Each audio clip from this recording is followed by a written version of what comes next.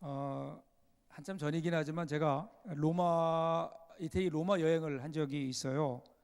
그때 그 로마 여행을 하면서 여러 군데의 로마의 유명한 유적지를 구경을 했는데 그 가운데 가장 기억에 남는 것이 그 베드로 성당 안에 들어가면 오른쪽에 있는 작품이에요. 조각품입니다. 조각품.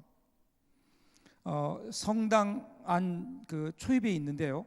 예수님께서 십자가에 처형당한 아들 예수를 오른팔로는 머리를 안고 왼팔로는 다리를 감고 그 몸체를 무릎 위에 놓고 처절하게 죽은 아들의 모습을 바라보는, 이쯤에서 사진이 떠야 되는데 그 모습을 조각한 겁니다. 이 조각품의 이름은 피에타 혹은 피에타라는 겁니다. 이 피에타라고 하는 이름, 이 그림을 잘 보세요.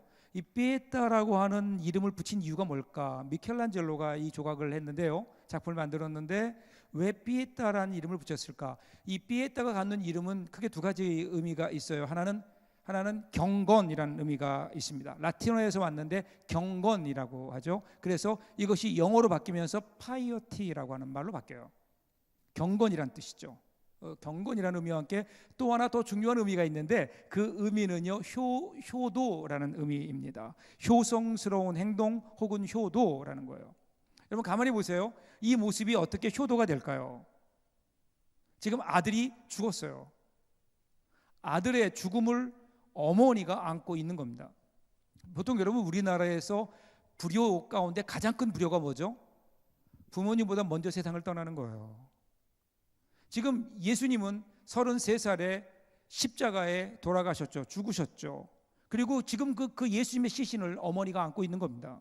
그런데 왜 미켈란젤로는 이 작품의 제목을 붙이면서 효도라고 하는 의미가 있는 피에타라고 하는 것을 붙였을까? 효도의 의미가 여기에 있는 것 같아요. 여러분 효도가 뭘까요? 효도는 내가 부모님을 위해서 뭘 하는 거요? 용돈 드리는 거, 부모님 말씀을 잘 듣는 것. 그 이전에 효도라고 하는 것은 부모님의 품에 안기는 거예요. 내가 부모님의 품에 있는가? 내가 부모님의 가슴을 이해하고 있는가? 과연 나는 부모님의 가슴 안에, 그 부모님의 품 안에 있는가? 부모님의 품 안에 있는 것, 여러분 그것이 효도입니다. 마찬가지로 경건도 마찬가지일 거예요. 신앙이 뭘까요?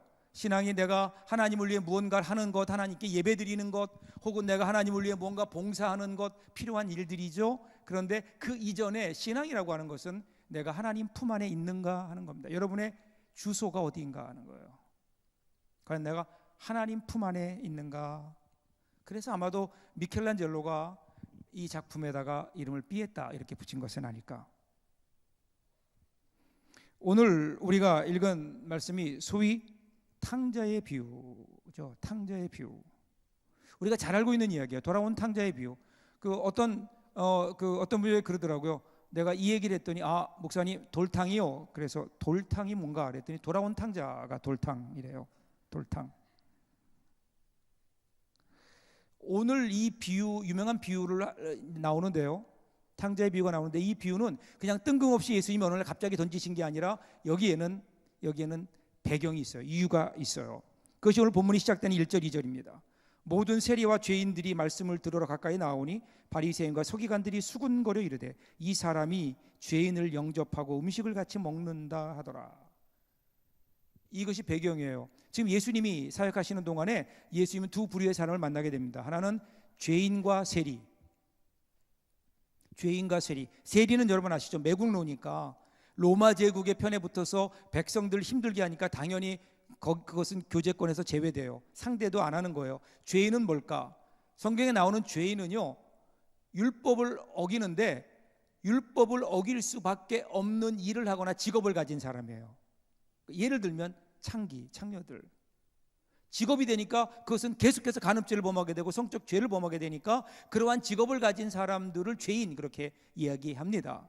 그러니까 이런 사람들과는 어떻게 해야 돼요? 율법을 어기기 때문에 바리새인들과 서기관들, 즉 율법을 잘 지키는 사람들은 그 사람들과 더불어 교제하지도 않았어요. 말도 섞지 않았어요. 음식도 같이 먹지 않았어요. 그러면 자기들도 부정하게 된다고 생각했던 거죠. 근데 지금 예수님은 오셔서 그들과 함께 식사를 하고 함께 말씀도 나누시고 교제하신다 말이에요. 그러니까 그들이 도전하는 겁니다. 당신이 정말 이스라엘의 선생이라면 그럴 수 있느냐라는 거죠. 어떻게 죄인과 함께 식사를 할 수 있느냐. 이에 대한 예수님의 대답이 오늘 나오는 말씀이에요. 비유 세 가지를 얘기하는데 세 가지 비유 중에 세 번째입니다. 어떻게 시작되죠? 자, 여러분 11절부터 보시면 또 이르시되 어떤 사람에게 두 아들이 있는데 그 둘째가 아버지에게 말하되 아버지여 내 재산 중에서 내게 돌아올 분깃을 내게 주소서 하는지라.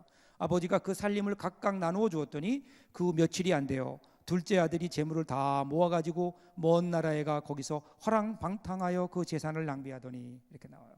자, 한 가정이 나오는데요. 가정에 세 사람이 등장해요. 누구죠? 아버지와 두 아들. 그저 편안하게 살고 있는데 어느 날 둘째가 드디어 문제를 일으킵니다. 주로 둘째가 문제죠. 둘째 아들이 아버지에게 와서 그래요. 아버지의 재산을 나에게 나누어 주십시오. 유산을 달라는 겁니다. 이거는 여러분 황당한 요구입니다. 왜냐하면요, 이 재산을 나눠준다는 것은 아버지의 죽음을 의미하는 거예요. 아버지가 살아계신데 왜 재산을 나누어 달라고 합니까? 그 당시 문화로는 이해되지 않는 거예요. 아버지가 세상을 떠나기 전에는 절대로 아버지의 재산을 자녀들에게 주지 않습니다. 결국 이것은 무슨 요구냐면요, 살아있는 아버지에게 그냥 아버지 돌아가신 셈 치고, 어차피 나에게 줄 거니까 돌아가신 셈 치고 좀 주십시오, 그 얘기예요. 불효 중에 불효입니다. 아들됨을 포기하는 거죠. 아버지 너무 오래 사셨습니다. 이제 그만 재산을 나에게 주십시오. 이런 거예요. 물론 간혹 다른 예외적인 경우로 아버지가 아들에게 세상을 떠나기 전에 재산을 나누어 줄 수 있어요. 그런 경우도 하더라도 소유권만 넘겨주지 처분권은 넘겨주지 않아요. 처분은 언제 해요? 아버지가 돌아가신 다음에. 그리고 만일에 그 그걸 받게 되면 열심히 그 재산을 가지고 일을 해서 아버지를 봉양해야 되는 것이 의무예요. 봉양하지 않는 경우에는 주지 않습니다. 그런데 이 아들은 어떻게 했죠? 그것을 받자마자 자기가 처분하면 안 됨에도 불구하고 처분하고 다른 나라로 가버려요. 그러면서 어떻게 되는 거예요? 결국은 아들됨을 포기해버리는 거예요. 그래서 탕자입니다. 탕자. 아들이 아닌 거예요. 이제 더 이상 아들됨을 스스로 포기해버리는. 그 다음에 일어나는 일들은 우리가 아시죠? 가서 잘 됐을까요? 잘 되면 안 되죠. 만일에 여러분 이 아들이요 가가지고 잘 됐다, 뭐 주식 투자를 했는데 그것도 잘 됐고 사업을 해서 성공했다, 그러면 이 아들은 영원히 그 아버지에게로 돌아올 수 없는 거예요.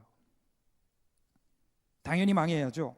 여러분 죄를 짓는 자리에서 잘 되는 것, 죄의 자리에서 잘 먹고 잘 사는 것, 만일에 그렇게 됐다 그러면 절대로 복이 아니에요. 저주 중에 저주죠. 여러분 죄의 자리에 있을 때는 돌아올 수 있도록 하나님께서 그것을 놓게 하시는 것이 하나님이 우리를 향한 축복이죠. 이 아들 보세요. 쫄딱 망했죠. 망하니까 어떻게? 망하니까 아버지 생각나는 거예요. 망하지 않았다면 아버지 생각 안 했을 거예요. 망하니까 아버지 생각해요. 그리고 아버지께로 돌아옵니다. 20절 보세요. 이에 일어나서 아버지께로 돌아가니라. 아직도 거리가 먼데 아버지가 그를 보고 측은히 여겨 달려가 목을 안고 입을 맞추니. 돌아오는데요. 돌아오는 탕자의 마음이 어땠을까? 이 아들의 마음이, 야, 돌아가면 아버지가 나를 받아줄까? 내가 못된 짓을 했는데, 내가 아들됨을 포기했는데, 내가 돌아가면 나는 이제 아버지의 아들이라 일급 불리움을 받을 자격이 없습니다. 나는 그냥 품꾼의 하나로 봐주십시오. 뭐 이래야 되겠다. 뭐 이런 마음으로 지금 복잡한 마음으로 돌아오는 거예요. 그래서 길을 따라서 이제 자기가 살고 있던 그 동네 어귀에 들어서는데, 들어서자마자 저 앞에서 한 사람이 달려오는 거예요. 누구예요? 아버지예요. 멀리서 봤지만 아들이에요. 사랑하는 아들이에요. 그 아들이 돌아온 것을 보고 아버지가 제일 먼저 뛰어오는 거예요. 뛰어와서 어떻게 해요? 그 아들을 그냥 온몸으로 안아버려요. 왜 그랬을까? 왜 아버지가 이렇게 뛰어왔을까? 물론 반가웠을 거예요. 근데 그거보다 더 큰 의미가 있어요. 이 아들은 지금 율법을 어긴 페류나예요. 여러분 옛날에 우리나라도 사극 같은 데 보면 나쁜 짓 하면 어떡하죠? 동네 사람들이 멍석말이 하죠. 마찬가지로 지금 이 아들은 동네에서 유명한 페류나예요. 그냥 그 아들이 돌아오면 사람들이 그를 향해 분명히 돌을 던질 거예요. 너 같은 놈 여기 필요 없다고 쫓아낼 수도 있고요, 돌을 던질 수도 있어요. 위험한 상황이거든요. 그러니까 다른 동네 사람들이 아들을 발견하기 전에 아버지가 제일 먼저 그를 발견하기 위해서 뛰어오는 거예요. 뛰어와서 그를 그냥 온몸으로 덮는 거예요. 덮으면서 뭘 얘기해요? 너는 내 아들이다 하는 거예요. 너는 내 아들이다. 그리고 동네 사람들 향해요, 내 아들이니까 절대로 해하지 말아라, 이상한 생각하지 말아라, 다른 생각하지 말아라. 여러분, 아버지는요, 아들이 떠났던 그날부터 아들을 기다리고 있던 거예요. 아들의 떠남과 함께 아버지는 그 아들이 돌아오기를 기다리는, 언제나 올까 언제나 올까 기다리면서 그 아들을 온몸으로 얼싸 안고요, 혹시라도 어디서 돌이 날아올까 봐 온몸으로 아들을 막고요. 그리고 나서 22절 보세요. 아버지는 종들에게 이르되 제일 좋은 옷을 내어다가 입히고 손에 가락지를 끼우고 발에 신을 신기라. 그리고 살찐 송아지를 끌어다가 잡으라. 우리가 먹고 즐기자. 내 아들은 죽었다가 다시 살아났으며 내가 잃었다가 다시 얻었노라 하니 그들이 즐거워하더라. 묻지도 않고 따지지도 않고 예수님 그냥 이 아버지는 아들을 끌어안는 거예요. 끌어안아요. 여러분, 지금 아들은 어떤 생각했죠? 나는 아버지를 떠났다 이렇게 생각했어요. 근데 아버지는 한 번도 아들을 가슴에서 떠나 보낸 적이 없는 거예요. 지리적으로는 멀리 떨어져 있지만 아버지의 마음속에는 언제나 아들이 있었어요. 그런데 아들이 이걸 몰랐던 거예요. 근데 어떻게 알게 되나요? 아버지의 품에 안기니까. 아버지의 품에 안겼을 때에 그는 아버지구나 하는 걸 느끼는 거예요. 아버지의 품. 그리고 이제는 그의 남은 삶을 어떻게 살았을까요? 아마도 착한 아들로 살았을 거예요. 그래서 보통 우리 얘기는 이쯤에서 끝나죠. 그래서 착한 아들이 돌아와서 아버지와 함께 잘 먹고 해피엔드, 잘 살았다. 그런데 오늘 비유가 그렇게 끝나지 않아요. 이제는 또 다른 사건이 발생해요. 25절부터 여러분이 읽었던 말씀이에요. 다른 아들이 하나 있어요. 그 아들이 큰 아들이에요. 형이죠. 그 큰 아들이 밭에서 일을 하다가 집에 돌아와 보니까 집에서 막 이상한 잔치 분위기고, 그리고 음악 소리가 나고 풍류 소리가 나니까 무슨 일이냐고 물어보니까 집에 있던 종들이 그러는 거예요. 당신의 동생이 죽은 줄 알았던 당신의 동생이, 집 나갔던 동생이 돌아왔다고. 그래서 당신의 아버지가 너무 기뻐해서 지금 소를 잡아서 동네 잔치를 하고 있다고, 빨리 들어오라고. 당신 동생이 들어왔다고. 얼마나 기쁜 일일까요? 그런데 이 큰아들은요, 기뻐하지 않습니다. 큰아들은 기뻐하지 않습니다. 온 집안이 다 잔치 분위기인데 이 큰아들의 마음은 초상집이에요. 아버지가 몸소 나와서 야 들어와라 그러는데도 거부합니다. 그러면서 화를 냅니다. 대노하다, 분노합니다. 그러면서 29절 30절 보세요. 아버지께 대답하여 이르되 내가 여러 해 아버지를 섬겨 명을 어김이 없거늘 내게는 염소 새끼라도 주어 나와 내 벗으로 즐기게 하신 일이 없더니 아버지의 살림을 창녀들과 함께 삼켜버린 이 아들이 돌아오매 이를 위하여 살찐 송아지를 잡으셨나이다. 지금 여러분 여기 보면요, 이 큰아들이 뭐라 그래요? 내가 아버지를 섬겼다 그래요. 이 섬겼다라는 말이요, 단어가 원래 원어인 헬라어를 보면 둘류오라는 뜻이에요. 둘류오. 그 말은요, 여러분 둘로스라고 하는 단어와 같은 뜻입니다. 이 둘로스라는 말은 종 혹은 종으로 섬기다, 그런 뜻이에요. 그러니까 지금 이 아들은요, 아들이지만 그런데 그가 큰 아버지 밑에서 열심히 아버지 말에 순종하고 아버지를 잘 섬겼던 이유가 뭐냐면 그는 종이었어요. 아들이 아니었어요. 종이었어요. 아버지 마음을 알고 아들로서 아버지의 사랑에, 아버지의 은혜에 감사해서 아버지의 일을 순종했던 것이 아니라 무언가를 얻어내기 위한 종의 마음이었다는 거예요. 종의 마음. 그렇다면 여러분 보세요. 두 아들이 있는데 두 아들이 어떤가요? 하나들은 아버지의 마음을 알아들이지 못하고 자기 욕심을 챙겨서 아버지의 재산을 가지고 멀리 떠났다가 다 잃어버리고 아버지께 돌아온 사람이 둘째 아들이에요. 큰 아들은 어떤가요? 옆에 있었어요. 나가진 않았어요. 아버지를 떠나가진 않았어요. 아버지 가까이 있었지만 그는 결코 아버지의 마음을 이해하지 못한, 가까이 있었지만 아버지의 품에 있지 못한 아버지의 마음을 이해하지 못하는 집안의 탕자. 그래서 오늘 이야기는요, 돌탕과 집탕의 이야기예요. 돌아온 탕자, 하나는 집안에 있는 탕자. 여러분은 어디에 속하나요? 여러분, 오히려 우리는 돌아온 탕자가 좀 훨씬 낫지 않을까요? 돌아온 탕자는 돌아왔잖아요. 그리고 와서 뭐라 그래요? 저는 종으로 살아도 할 말이 없는 그런 자식입니다. 아들로 돌아왔어요. 그런데 여기 있는 큰아들은 어떠죠? 나는 아버지의 큰아들입니다. 자신의 권리를 주장하지만 살기는 뭐처럼 살아요? 종처럼 살아요. 어느 게 더 나을까요? 종 같은 아들, 아들 같은 종. 자, 그리고 이 아들의 말을 보세요. 동생을 뭐라고 부르고 있죠?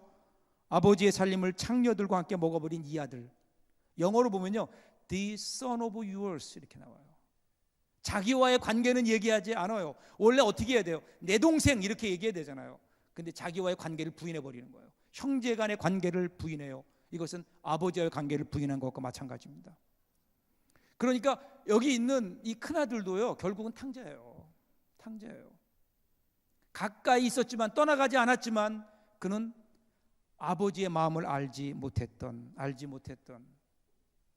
자, 31절 보세요. 그러니까 아버지가 뭐라고 하나요? 아버지가 이르되 예, 너는 항상 나와 함께 있으니 내 것이 다 내 것이로되. 여기 아주 재미있는 이야기를 아버지가 해요. 야, 너는 항상 나와 함께 있지 않았느냐? 그런데 그것이 너에게 부족하냐? 그런 거예요. 그러면서 뭐라고 얘기하나요? 두 가지를 얘기하죠. 너는 항상 나와 함께 있으니 라고 하는 것과 또 하나는 뭐죠? 내 것이 다 네 것이로되. 이렇게 두 가지를 얘기해요. 여러분, 어떤 게 더 마음에 드세요? 아버지 재산이 다 내게 마음에 들어요? 아니면 아버지가 나와 함께 하시는 게 마음에 들어요? 함께 얻는 것? 두 가지 다예요? 어떤 것이 과연 우리에게 진정한 행복일까? 보통 우리는 하나님이 함께 하시는 것보다 때때로 하나님이 주시는 것에 너무 관심을 가질 때가 많아요. 그러면서 우리도 모르는 사이에 하나님이 함께 하시는 그 복을 우리들이 놓치고 있는 것은 아닌가? 우리가 이 복을 잊어버려요. 주님이 나와 함께 하신다는 이 복을 잊어버려요. 왜냐하면 항상 함께 있기 때문에 그래요. 이 은혜를 너무 우리가 이 은혜 속에 있다 보니까 이 은혜에 익숙해져 버렸어요. 당연한 것으로 받아들여요. 여러분, 오늘 우리의 문제가 어디 있는 줄 아세요? 우리가 누리고 있는 걸 너무 당연한 걸로 생각해요. 그러면 뭐가 감사가 없어요. 여러분, 우리가 오늘 누리고 있는 소중한 것들, 여러분, 그것이 과연 우리가 그렇게 그냥 넘기기에 괜찮은 것들인지.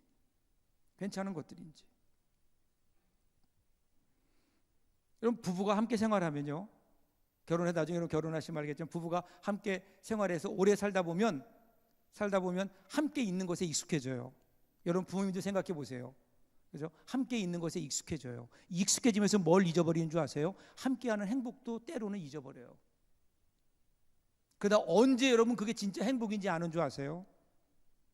없어야 알아요. 빈자리가 생겨야 알아요. 멀리 여행을 간다든지 아니면 나보다 먼저 세상을 떠나서 빈자리가 되든지, 그럼 그때 뭘 알아요? 아, 함께하는 것이 이렇게 중요한 거구나. 함께하는 것. 우리 신앙도 마찬가지 아닐까요? 우리가 신앙생활하다 보면요, 우리가 누리고 있는 오늘의 이 익숙한 은혜를 우리들은 너무 그냥 당연한 것으로 받아들여요. 우리가 하나님 앞에 기도할 때, 하나님을 찬양할 때 하나님 아버지라고 부르잖아요.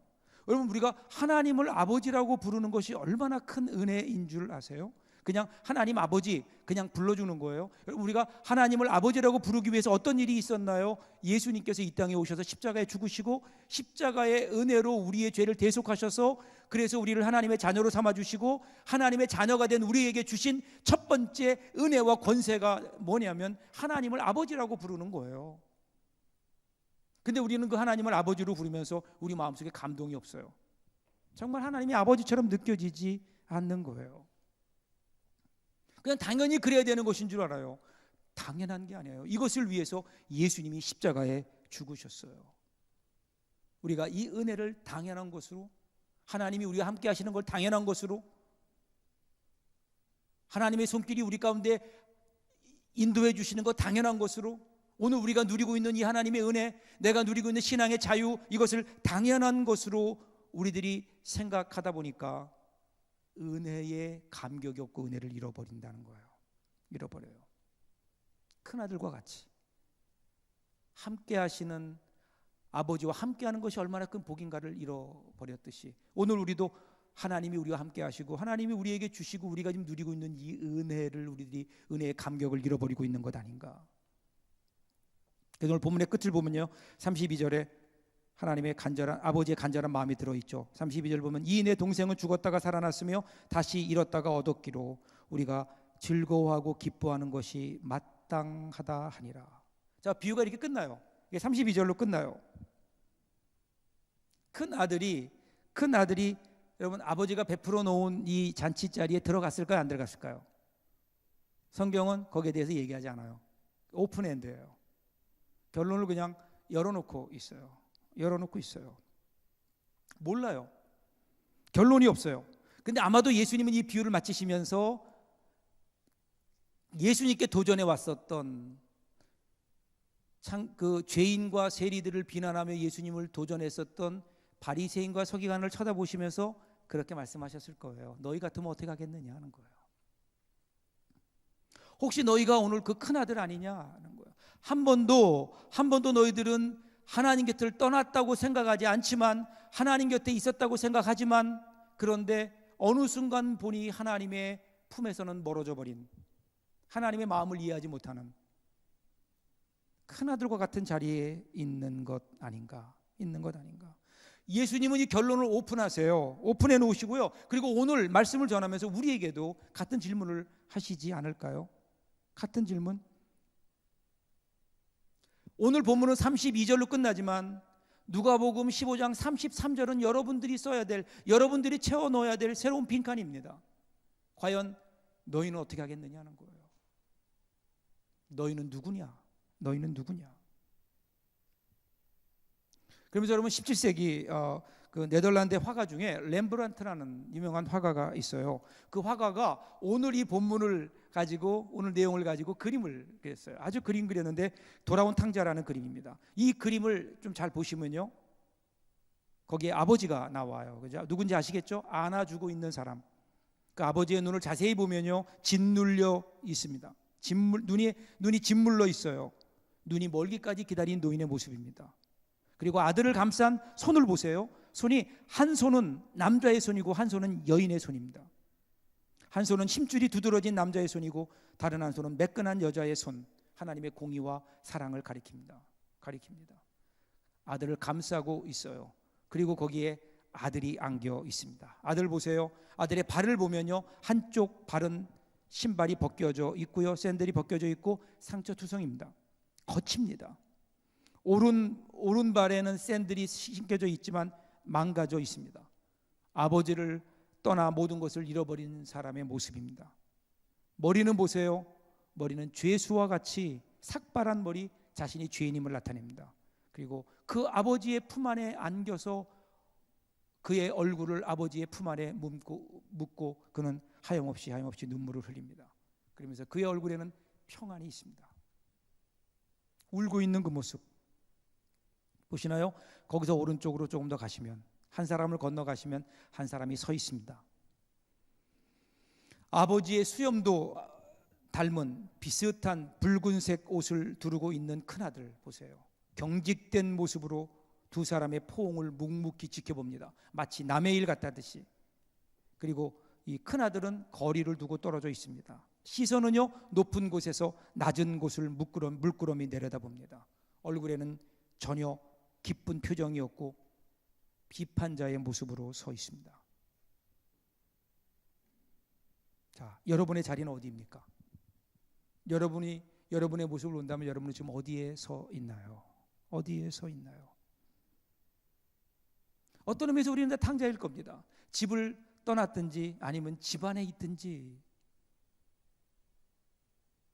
어느 때부턴가 하나님의 품을 떠나 있는, 하나님의 마음을 이해하지 못하는, 언제부턴지 우리의 가슴이 메말라 있고 신앙생활을 한다고 하지만 열심히 내가 사역을 한다고 생각하지만 말씀을 따라 내가 봉사한다고 생각하고 큐티도 하고 교회 여러 가지 봉사도 하고 하나님의 일을 한다고 생각하는데, 그런데 어느 순간 보면 우리의 가슴이 메말라 있고 가슴이 공허할 때가 있어요. 기쁨이 없어요. 원망과 불평이 있습니다. 왜 그럴까요? 큰아들이 되어버린 겁니다. 큰아들이 되어버린 거예요. 여러분, 저는 오늘 우리 예배를 드리며 오늘 우리 이 삼부 예배 공동체를 보면 오늘 우리의 모습이 혹시 큰아들과 같지 않은지, 나는 하나님을 한 번도 떠나본 적이 없지만 매주일 나와서 교회 예배 드리지만 나에게 맡은 바를 열심히 하면서, 그런데 정말 내가 하나님의 마음에 얼마나 관심을 갖고 있는가, 내가 하나님의 품 안에 있는가, 나는 하나님 품 안에서 하나님의 은혜를 누리고 있는가, 혹시 멀어져 있는 것 아닌가. 한번 여러분들의 모습을 돌아보십시오. 그리고 제발 하나님의 품으로 돌아오십시오. 서 있을 일이 아닙니다. 머리로 생각하고 비판적으로 바라볼 일이 아닙니다. 돌아온 탕자가 아버지의 품에 안겼듯이 큰아들도 아버지 앞에 무릎 꿇고 아버지의 품에 안겨야 합니다. 아버지의 품에 안겨야 아들입니다. 오늘 저와 여러분 어떻습니까? 하나님의 품 안에 안겨 있는가?